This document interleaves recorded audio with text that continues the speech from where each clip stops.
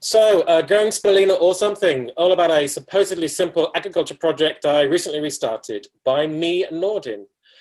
So a quick disclaimer, I'm not a lab scientist. I work with them, but I am not one. I'm not an engineer. I have friends that are, but I am not one of those either. I'm just an enthusiast. So a little roadmap for this talk, basically split into 4 little sections, each with a little bit of narrative on my set about doing that particular thing. So why I originally set out to grow things, I guess, what I'm actually cultivating, stroke growing, things I had to be careful about in doing this, and the hardware and the method, the real meat and potatoes of what I've done, and I'm still doing. Why I set out. So there's a lot of content here, by the way, so I've put in bold the things that are the main points. If there's lots of writing on screen, then just go to the bold points. I'm not going to read it all out. So basically, long story short, I had too much power. Back in January 2016, I installed a 4 kilowatt solar panel system on my roof. I went for as much capacity as possible, given my roof space, and the estimated potential of that on the paper, on the math that they make you work out, was about 2.9 to 3.3 kilowatt hours per year. That's the baseline generation for a roof in Scotland. So that's a lot of power. Let's just minimize this out of the way. Okay. So without using a smart meter, then the way that the government meter what you generate is that they split it 50-50. I did not want a smart meter. They're a bit creepy. Maybe they're better now, but back then they were very unreliable for solar PV and not very secure all round. So I opted for just an estimated 50-50 model of what I use and what I send out. That generally benefits them because you really don't use that much power if you're working away in an office and not at home. Change now, of course, but anyway. The actual generation in the end, after having it installed for how many years now, it's actually higher than we ever thought, 3.7 kilowatt hours per year. So lots of spare power that I'm really not using. So I'm keen to find ways to use it effectively. So obviously you can time your laundry, slow cook. You can have your immersion heater heat your water. E-bikes, great. E-cars, not so good. The chargers aren't really compatible. And maybe something else. Hydroponics, perhaps, I thought.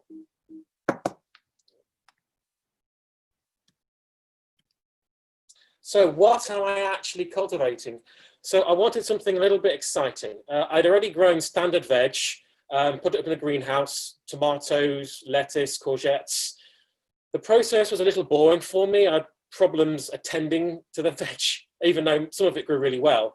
I wanted something a little more exciting to keep me interested, something that I can maybe use and consume, perhaps, but I could also treat as a kind of experiment and tweak the conditions reliably.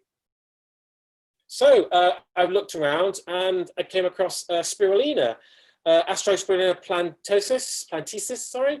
That's its actual name, mostly called Spirulina. It's a blue-green cyanobacteria, looks just like that picture there. On a scope you can just get from eBay for about 11, 10 quid, 1,000 times zoom. It's edible. It's named after its shape. In its common form, it's spiral in shape, pretty cool looking. It was made famous by NASA, who researched and used it as something to eat in space, something that can be easily transported and even grown in space, as it doesn't necessarily take up that much room. In life form, it floats in water at temperatures between 10 and 45 degrees, happiest around 30 to 35, a pH between 8.5, 11, a little bit of salinity and a little bit of light. So what makes it kind of really useful to home cultivate is that it's quite hardy, but other things aren't, so it's easy to keep clean. A vast majority of rival organisms will die at anything above 10 in pH. Also, this survives short bursts of up to 45 degrees C, so I can ramp the temperature up to do a cleansing session if I'm a bit nervous about there being something else infecting my culture. You can control the pH by bubbling varying levels of CO2. The bubbling action also agitates it and allows the light to hit the culture evenly. By increasing these nutrients, the gas, the light, the temperature, you can actually increase yield really quite strongly for the space you've got. So you can apparently double every 48 hours. Not quite got to that yield, but it's possible with the perfect settings. So in dried form, you can get this stuff on the internet from health food shops in the high street. It's mostly dried in tablet, flake or powder. Studies have shown that it's pretty safe. when it's isolated. It's officially listed as safe by the US Drug Administration, US Food and Drug Administration. So you can mix it into food produce and sell it legally. You can buy it commercially from labs in live form as well, in this kind of form factor, a little dropper bottle. Typically it's in small 50 mils, but you can get it in larger bottles. It's quite expensive and shipping's also expensive, but you can get it. So I wanted a competency in growing this stuff. And I'm lucky in the sense because there's really a lot of information on how to make this stuff at home. Lots of white papers, lots of websites with guides. There's an increasing amount of scientific literature on its medicinal benefits too. Lots of systematic reviews, meta-analysis, which are the things you look for when you're looking at stuff that people eat, at least, in terms of how healthy and safe it is. Again, this is in isolation when there's nothing else inside what you're eating. So lots of benefits to human health, diabetes, metabolic syndrome, obesity, reduction of oxidative stress. So some good potential to do some good when it's done safely. So the end product, it's a very potent food source, lots of vitamins. The omega-3 fish oils that we're told to eat, this is where fish get those oils from. It's very nutrient dense, all the good bits are there, lots of antioxidants. It has B12, but not an available version of B12, so it's not necessarily complete. People say it is complete, really it's not, because the B12 that's there is not something that humans can actually metabolize. So in a nutshell, we're not saying that you can live off it, but it's a very useful food additive for people faced with poor nutrition, and on the whole, it strengthens cells against future damage. It's pretty good stuff. However, you have to be careful. It's almost too good to be true. That's because it isn't true. The problem is in the growing of this stuff. So studies have reported high contamination levels in spirulina products worldwide, hence the something in the title. So you will always grow something along with that spirulina. The trick is to be able to get rid of it safely. When it's grown in natural lakes, as the Aztecs used to do back in the day, other stuff grows with it in those lakes, and it's that which can cause the health concerns. Some of it is very toxic, so foreign hazards there in some of that, in some of the ways that it's been grown. So the types of things that can get in, you've got the inorganic contaminants, the herbicides, pesticides, the preservatives and stabilizers. These are pretty nasty things that leach into the water supply, but also they can be added by cultivating, by growers to try and increase their yield, which can damage the end consumer. Heavy metals too, because you're feeding it water, the metals are there. A lot of food contains trace amounts. By and large, research has shown that the stuff on sale is below the critical levels, it's below the safe levels. There are safe levels of these things apparently, but still it's a threat.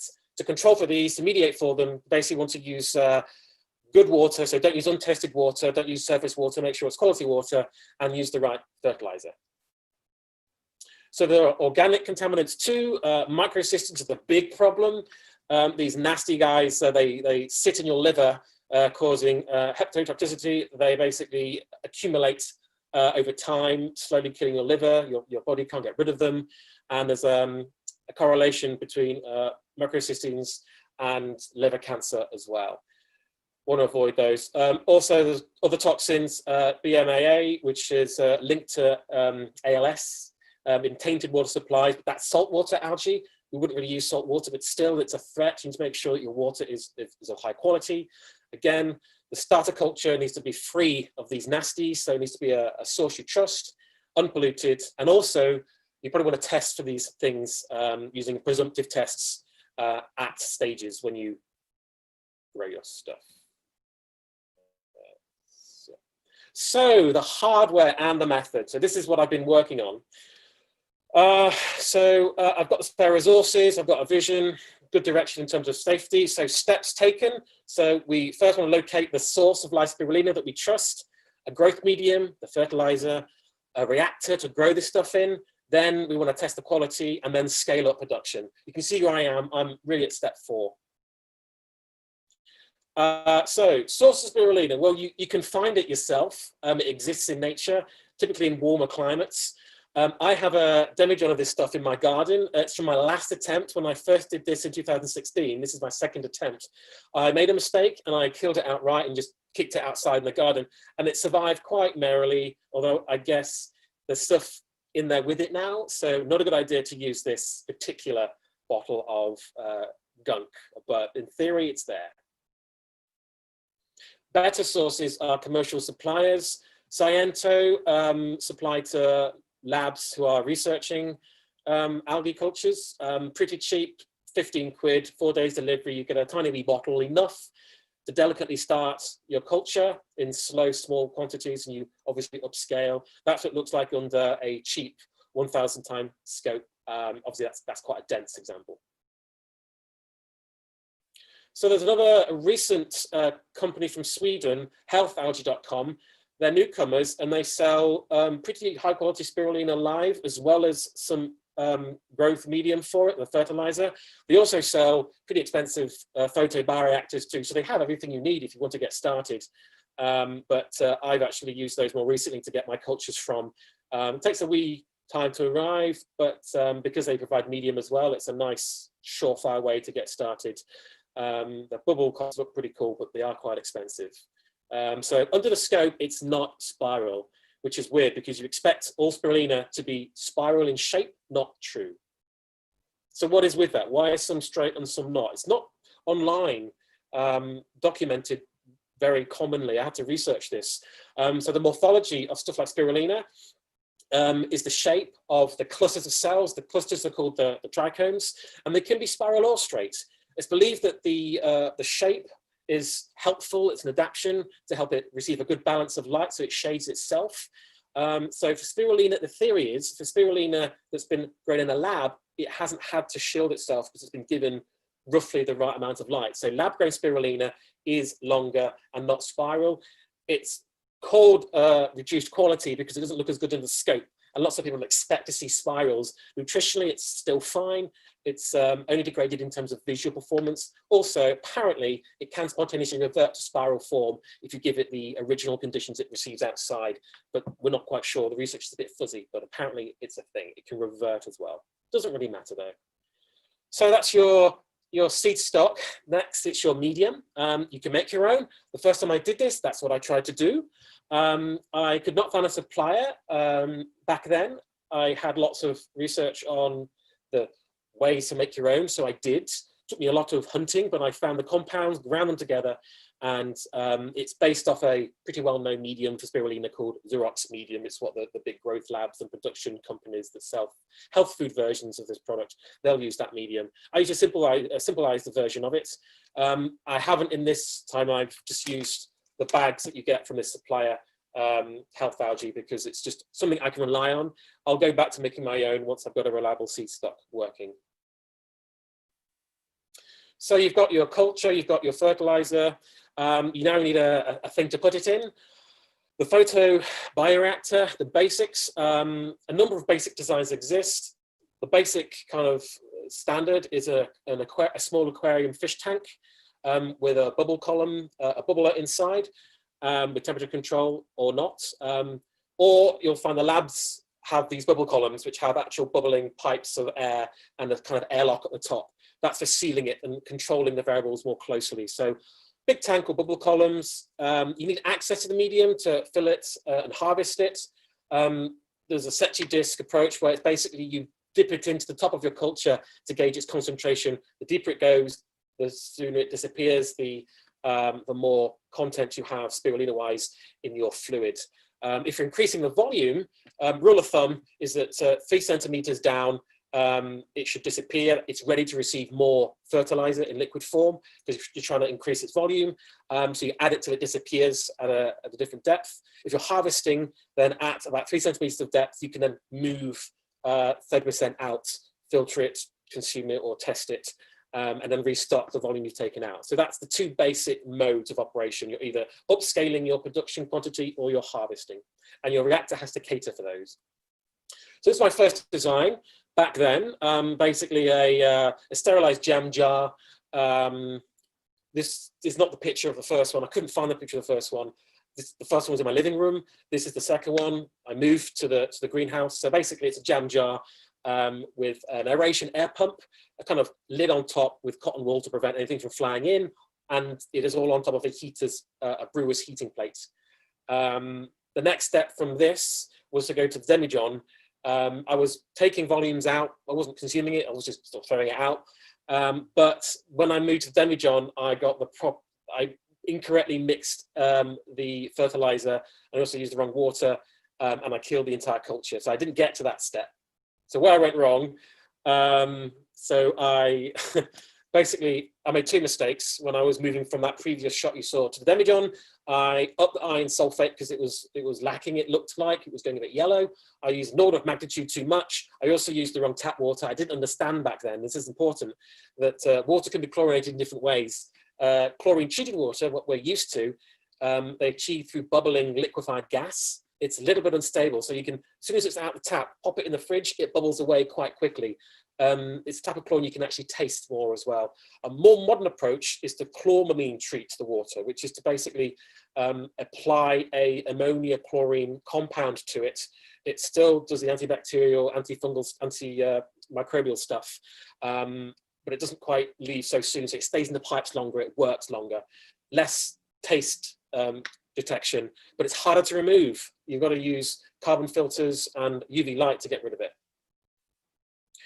So my second design, this is the one I started during the lockdown. So this was 3 years later. I just gave up back then. I got a little bit annoyed and stuff came up. Now I had nothing else to do, time to think. So I took a IKEA tub with a light source underneath, same jar. I made a hole in the lid, a little sealed grommet, and inside tubes went in to bubble, and an airlock came out, a brewer's airlock. The whole thing was in a water sealed tub, and there was an aquarium heater nearby. 2 rounds of harvesting, no problems, standard routine. The water was evaporating from the bath quite quickly. The airlock was losing water, so it was potentially allowing a complete circuit of air in, and it wasn't really working with the heat maintenance either, so it wasn't great. So I did a bit of Googling, and I found a really nice kind of ready-made item. So this is called a heated cup, 12-volt heated cup. It's from Amazon, 22 quid prime, next day delivery, perfect. It's meant to sit in the same hole you have for your cup in your car, and it slow boils water. It's food safe, it's nicely sealed. It can boil by one button, or you can also set a temperature, and it maintains a temperature as well. It goes all the way down to 20 degrees C, up to 100. So you've got a kind of bioreactor design there. It's a double walled, it's got a solid borosilicate, I think, glass inner component, which you can remove, but it's also there for added heat retention. The electronics unit is sealed, nicely sealed. It's got like a kettle bottom dock thing, which means if you were to have water spillage, it wouldn't instantly short out your power station. And it's got options for modding, brilliant. It needs 75 watts. It's meant to run from a car battery. It doesn't run off your standard 12-volt plug that you have stuff in the house running off. It needs 6 amps to get going, but it runs off a car battery with a charger, and also laptop chargers. It takes up to 24 volts. So an 85 watt laptop charger works perfectly as well. I have a few of those lying around. A lot of us do. So this is the last design really that I'm sitting on. It's made with a tube from an aquarium, the aquarium bubbling tube, together with the glass pipettes that you often find. Bring it on camera there. So it's the bottom glass part of a dripper squeezing pipette. They're really useful for connecting to these tubes together. I've used them to contain some cotton wool for an air filter coming in, and it's also used to recreate that airlock to allow air out but nothing to come in. I have a steam cleaner that I use to clean everything when I redo my batches. I have that DIY air filter. I use deionized water. It's really cheap from the shop. It's for the ironing boards and stuff. You can get it really cheap, you know, £1 for a big vat of it, which is fine for now, but I might need to go to something bigger when I scale up. Problem though is the heater does not smoothly change. It's the bang bang method. So it's on or off. and it uses the on or off approach to heat the temperature. It's not nice PWM with PID control that we're used to with our 3D printers. It's either all or nothing. That's not great because it would boil some of that culture at the bottom. It tends to fall to the bottom sometimes. So I added a plastic stage. If you can see it there, it's just inside. Where's the camera? So it's a plastic stage, and it keeps the tube that's bubbling at the bottom. The water pressure keeps it situated low, and also it provides a little kind of surface, a false floor that gradually gets hot as it works. It's magic. So that was the solution, and it works really well with that in place. So that's where I am. So I've got some plans to move forward. Before I do that, I need to figure out the testing. I've got plans to test samples at a lab. Once we get back to normal, I'm able to actually get there, then it's something that we're going to talk about. Also, there's options to create very narrow, very hacky presumptive tests to specifically look for the worst contaminants. So in labs, they have these big UV spectrophotometer rigs which shine UV lights, and they look for how much has been absorbed. And there's fingerprints of different types of compounds to let you know what's in there and at what concentration it is there. It doesn't work for all compounds, but a good selection. It all depends on the light that you're using to shine in. So it's possible that you can find some specific light sources and some specific detectors to detect a very margin, very narrow band of detection, but that might work for stuff like this. So it's something I'd like to look into to make testing something that's less requiring a lab and more requiring something to build. So there's the hardware scale up as well. Once the testing is sorted out, I will want to move to a larger bioreactor. I've built this one, the parts are donated, along with some things I've machined myself. So this is air sealed, it's got the brewer's airlock on top. Once I've moved to sufficient quantity, I will decant into this, steam clean this, decant into this, and then I keep going with the volume. You need approximately maybe 3 of these to equate to 1 human dose to stave off malnutrition. So end of the world, one person would want 3 of these, really, full of spirulina, growing correctly with the correct conditions to be self-sustaining. Not that I'm heading that direction, but that gives you an idea of the scale you need to actually supply human nutrition. But really, it's really, in this capacity, more for adding nutrients rather than completely replacing a person's diet. Other options for me also include taking this little design here and maybe extending the neck. So building a clear plastic tube, 3D printing a thread and correct seals, so I can just make this longer. I kind of like that idea because it's all in here. 22 quid for this, not that expensive. Even looking at some plastic tube, the kind of tube you buy long sausages in when you go to your supermarket. I've got a big reel of this food safe plastic tube that's rollable. It's basically just plastic, but it can be inflated. That might be something that you could do as well if you seal it correctly, so you've got a kind of roll out extension to your photo bioreactor. So these are all options. That's 24, almost 25 minutes. That's everything that I've been up to. Lots there. Sorry about the volume, but I wanted to make sure I didn't have too little, and I think I've about got it right. So if there's any questions, I'll be in the usual rooms. It'd be very cool to see you there.